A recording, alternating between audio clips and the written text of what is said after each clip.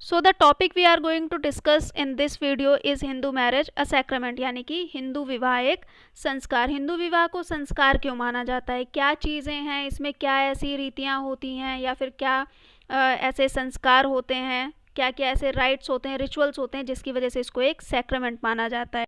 It is a religious duty for Hindus, यानी कि Hindu marriage को एक धार्मिक ड्यूटी बोला गया, एक रिलीजियस ड्यूटी बोला गया जो कि हर हिंदू को परफॉर्म करना पड़ता है, यानी कि ये अनिवार्य होता है। एक एज होती है इंसान की, उसके बाद आप खुद भी ये चीज़ फील करते होंगे कि आप 25-26 के हुए नहीं कि आपको प्रेशर आना शुरू हो जाता है कि शादी कर लो, क्यों नहीं हो रही है या क्या नहीं है।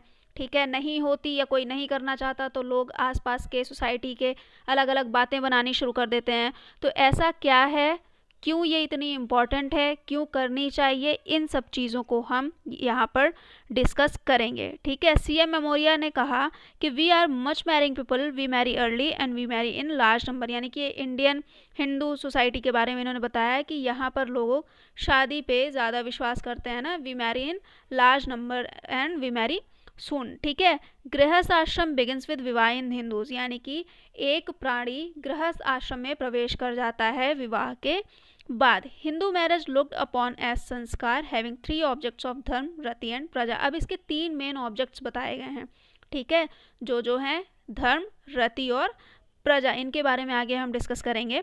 Marriage perform for dharma was called dharmik marriage, while one perform for sexual pleasure was regarded as adharmik marriage. अब यहाँ पे क्या बताया गया कि जो लोग धर्म के लिए विवाह करते थे या करवाते थे वो धार्मिक मैरिज होती थी, धार्मिक विवाह होता था, और जो लोग केवल सेक्सुअल प्लेजर के लिए विवाह करते थे, शादी करते थे, वो अधार्मिक शादियाँ होती थी या अधार्मिक विवाह होते थे। It is a socially approve union, ये इन्होंने मैरिज के बारे में यहाँ पर बता दिया कि ये क्या है। ठीक है, विवाह क्या होता है कि ये समाज की तरफ से अनुमोदित एक यूनियन होता है एक ऑपोजिट सेक्स के दो लोगों के बीच का।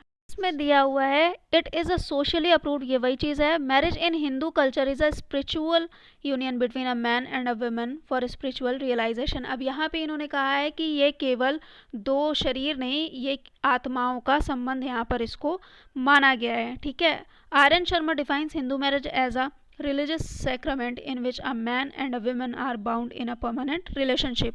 तो आर एन शर्मा ने यहाँ पर हिंदू मैरिज को डिफाइन करा कि हिंदू मैरिज में दो ऑपोजिट सेक्स के लोग, यानी कि एक मैन और वुमेन, परमानेंट रिलेशनशिप में बंधे हुए होते हैं। इस रिलेशनशिप को माना जाता है कि ये जन्म जन्मांतर की रिलेशनशिप होती है ना, केवल इस जन्म में ही नहीं और भी आगे के जन्म के लिए ये रिश्ता बन चुका होता है एक हस्बैंड और वाइफ के बीच में हिंदू मैरिज में।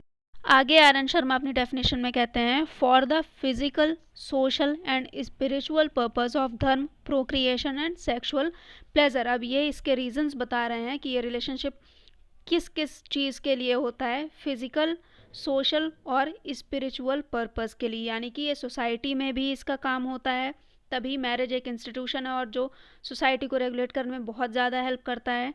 ठीक है, फिजिकल नीड्स जो होती हैं ह्यूमन बीइंग की, एक पुरुष के लिए एक महिला के लिए जो फिजिकल नीड्स होती हैं उसकी फुलफिलमेंट हो जाती है।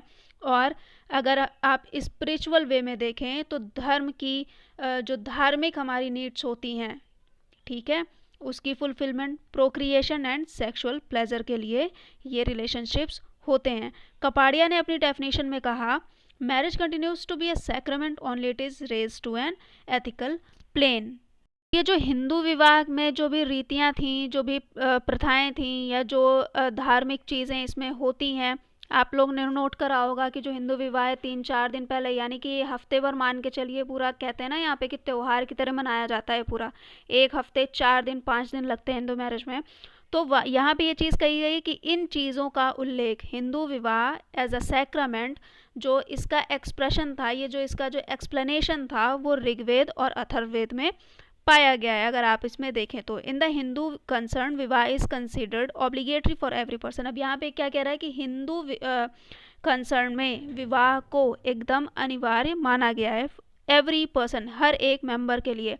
क्या कहा जाता है कि he is a perfect man who consist of his wife, himself and his of spring. Manusmriti में ये चीज़ कही गई है कि वो परफेक्ट मैन माना जाएगा जिसकी वाइफ होगी और जिसके ऑफ स्प्रिंग्स, यानी कि बच्चे होंगे, ठीक है। और कुछ स्क्रिप्चर्स हैं हमारे, उनमें ये कहा गया कि to be mothers women created and to be fathers man, यानी कि माँ बनने के लिए ही वुमेन्स को क्रिएट किया गया और फादर बनने के लिए ही मेंस को क्रिएट किया गया है। ये चीज़ें धर्म में, वेद में क्या है, दी हुई हैं, ठीक है। मनुस्मृति स्टेट दैट, ये वहाँ पे यहाँ पे वही चीज़ फिर से रिपीट करी गई है।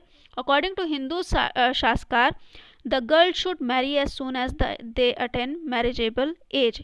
अब इसमें क्या कहा गया है कि एक लड़की को तुरंत शादी कर लेनी चाहिए जब उसकी शादी करने की एज होती है, यानी कि जब वो प्यूबर्टी को प्राप्त करती है या पहुंचती है वहाँ पर, तब उसकी शादी की एज हो जाती है और उसको शादी कर लेनी चाहिए। अगर इसके बावजूद वो शादी नहीं करती है तो वो शूद्र या फिर वृषाला कंसीडर करी जाएगी। It is a social duty towards the family and the community. यहाँ पर क्या बताया कि इसको एक सोशल ड्यूटी कहा गया है कम्युनिटी और फैमिली के लिए। ऑब्वियसली फैमिली को बढ़ाने के लिए हमें दो लोग चाहिए होंगे जो हमारी फैमिली को, हमारी किनशिप को आगे तक लेकर जाएं, और उसके लिए मैरिज का होना बहुत ज़रूरी माना गया है। फैमिली में भी हमने ये चीज़ पढ़ी है, फैमिली की पूरी डेफिनेशन मैरिज के इर्द गिर्द रिवॉल्व कर रही है, ठीक है। अब इसके कुछ ट्रेडिशनल फॉर्म्स है मैरिज के, क्या क्या फॉर्म्स हैं, कैसे इसको डिवाइड करा गया है, उसके बारे में हम डिस्कस करेंगे। तो हमने ऊपर पढ़ा था कि the marriage perform for dharma is called dharmik marriage and one perform for sexual pleasure is called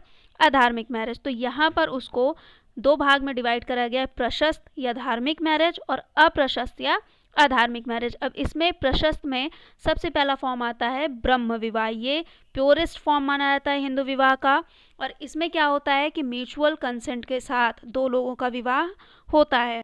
जो फादर होते हैं वो अपनी डॉटर के लिए एक परफेक्ट मैच ढूंढते हैं और उनको अपनी डॉटर ऑफ़र करते हैं, और पूरे विधि विधान के साथ जो तरीका होता है उसके साथ म्यूचुअल कंसेंट के साथ यहाँ पर ये मैरिज का परफॉर्मेंस होता है। ये सबसे प्योरेस्ट और आइडियल फॉर्म माना जाता है हिंदू विवाह का, और ये आज भी सोसाइटी में आपको देखने को मिल जाता है। This can be traced back to the Vedic times, free from physical force, compulsion and law of money, lure of money. ये इन सारी चीज़ों से फ्री होता है। दूसरा आता है दैव विवाह। अब इसमें क्या होता है, फादर अपनी डॉटर को एज अ गिफ्ट दे देते हैं उन प्रीस्ट को या उन ब्राह्मण को जो उनके घर में सैक्रेड यज्ञ वगैरह करवाते हैं। यानी कि फादर अपने घर में अगर यज्ञ करवाता है, उसमें जो प्रीस्ट आते हैं, जो ब्राह्मण आते हैं उस यज्ञ को परफॉर्म करने के लिए, वो as a gift, as a daan अपनी डॉटर को दे देते हैं उनको। लेकिन ये जो तरीका था ये बाद में कम अच्छा माना गया, क्योंकि ज़रूरी नहीं है कि आप जिसको अपनी डॉटर दे रहे हैं वो एकदम परफेक्ट मैच हो उसके लिए और वो वहाँ जाकर ठीक से रह ही पाए। तीसरा आता है अर्श विवाह, ठीक है। अब इसमें क्या हुआ, father give his consent in exchange for a cow and a bull और 2 pairs of this form of bride groom. अब इसमें क्या हुआ कि जो सेज होते थे, है ना, वो अपने वंश को आगे बढ़ाने के लिए डॉटर और जो काऊ या बुल का पेयर होता था इसको एक्सचेंज करते थे। यानी कि जो सेज होते थे उनको दान में बहुत सारी ये चीज़ें मिला करती थी, गाय हो गया, बैल हो गए, तो वो क्या करते थे, इसको देते थे और फादर से उनके कंसेंट के साथ उनकी डॉटर को एक्सचेंज में ले लिया करते थे। लास्ट आता है प्रजापत्य विवाह। अब इसमें क्या होता था, the bride and groom would exchange garlands in the presence of friends and family. ये क्या होता था, उन समाज के बीच में होता था मोस्टली जो कि इकोनॉमिकली बहुत वीक हुआ करते थे। वो क्या करते थे, सिंपली सबकी प्रेजेंस में माला एक्सचेंज कर लेते थे और फिर उनकी शादी को वैध मान लिया जाता था, ठीक है। अब इसके बाद आता है अप्रशस्त या फिर अधार्मिक विवाह। इसमें सबसे पहले आता है असुर विवाह। The main consideration of this form of marriage is money. अब इसमें क्या होता था कि मेन जो चीज़ होती थी वो होता था पैसा।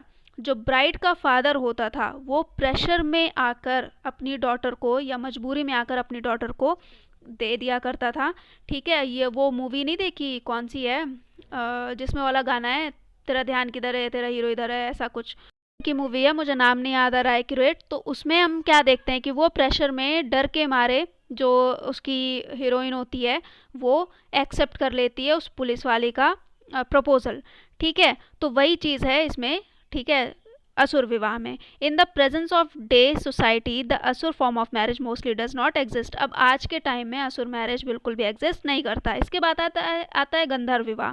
It was in practice in the Gandharva tribe living on the slope of Himalayas, ठीक। In this type of the bride and the groom get married secretly without the consent of bride's father and without any formal ceremony. अब यहाँ पर केवल दो लोगों के consent को बहुत ज़्यादा इम्पोर्टेंस दी गई है, वो है ब्राइड और ग्रूम. अगर वो दोनों रेडी हैं और वो चुपके से विवाह कर लेते हैं तो इसको गंधर्व विवाह कहा गया है. इसके बारे में आपने महाभारत में भी पढ़ा था, अर्जुन का विवाह, कृष्ण का विवाह. ठीक, इसके बाद आता है राक्षस विवाह.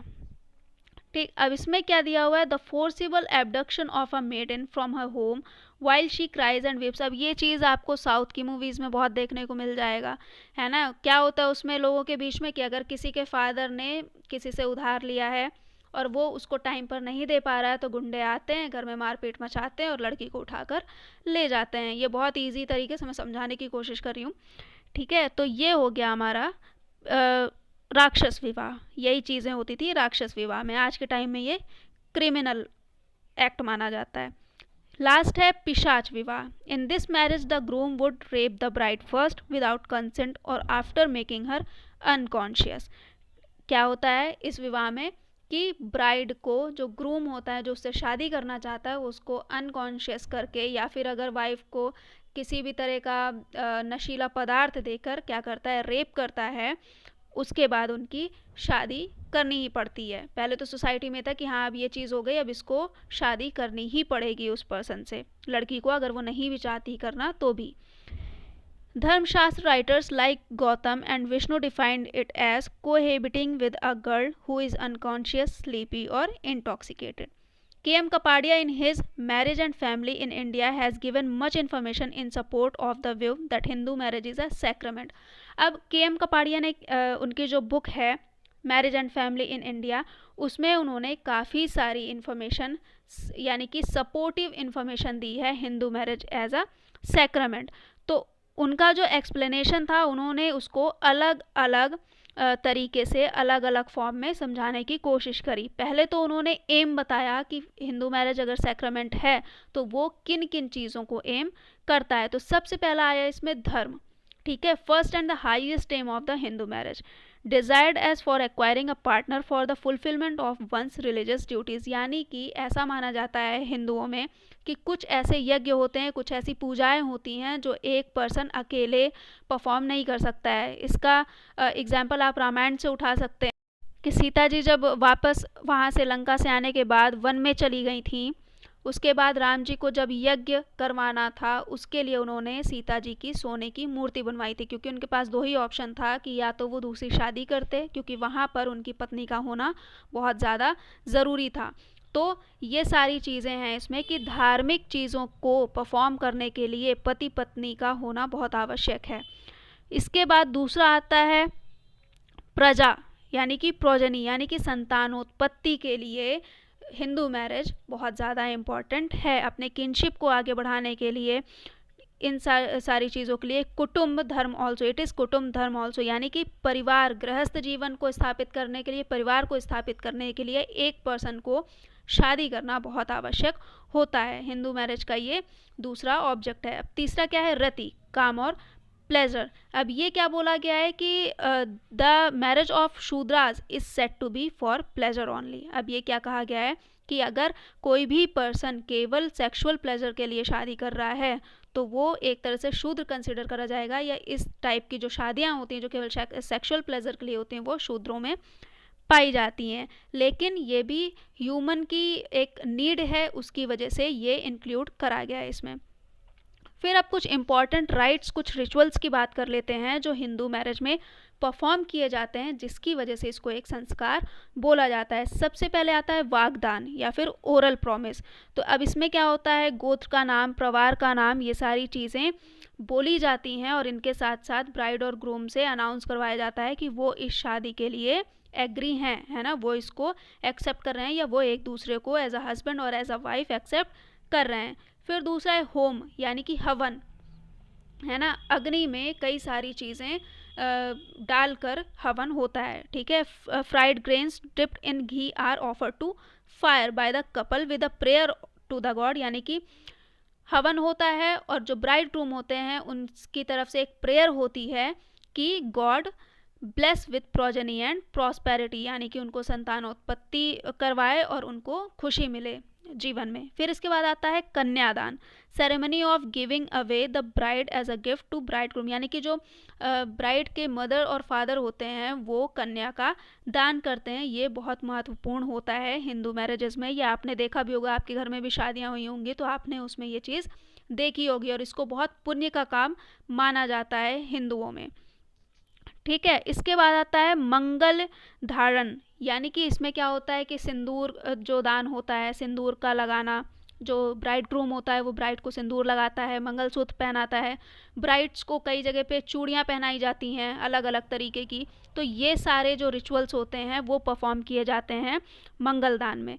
इसके बाद आता है सतपदी या 7 फेरे, है ना। ये तो बड़ा इंटरेस्टिंग चीज़ है ना। आप लोग ने भी, बहुत सारे लोगों ने टीवियों में देखो, कुछ हो नहीं हो बस 7 फेरे होने वाले होते हैं, फिर कोई बीच में से आके बोलता है स्टॉप, रुक जाओ, है ना। ये सारी चीज़ें बहुत होती हैं। खैर, मजाक की बात छोड़ते हैं। तो ये एक जो रिचुअल होता है बहुत ज़्यादा, इसका भी इम्पोर्टेंस होता है। इसके बाद शादी को संपन्न माना जाता है हिंदू मैरिजेस में।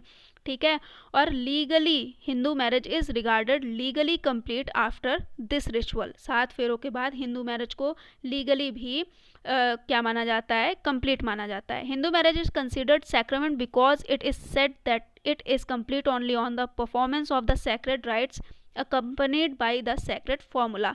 अब क्या होता है कि ये सैक्रेड यानी कि पवित्र चीज़ों के साथ, पवित्र चीज़ों के सामने ये परफॉर्म की जाती है, जिसकी वजह से इसको एक संस्कार माना जाता है। अब इसके पीछे क्या बिलीव हैं, क्या वैल्यूज़ हैं, उनको भी हम डिस्कस कर लेते हैं।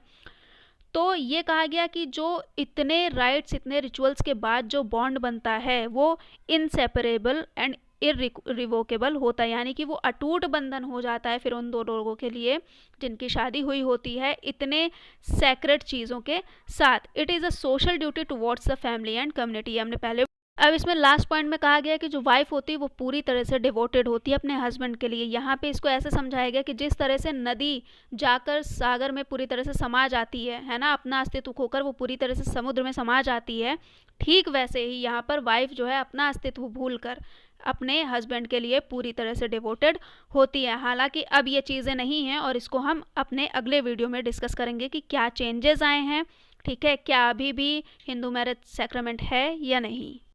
तो अगर वीडियो आपको अच्छा लगा हो और सारी चीज़ें आपको समझ में आ गई हो तो वीडियो को लाइक, शेयर और सब्सक्राइब करना बिल्कुल मत भूलिएगा। और अगर आपको कहीं पे कुछ भी लगता है, आप पूछना चाह रहे हैं, तो आप कमेंट बॉक्स में मुझे कमेंट करके बिल्कुल पूछ सकते हैं। Thank you so much for watching.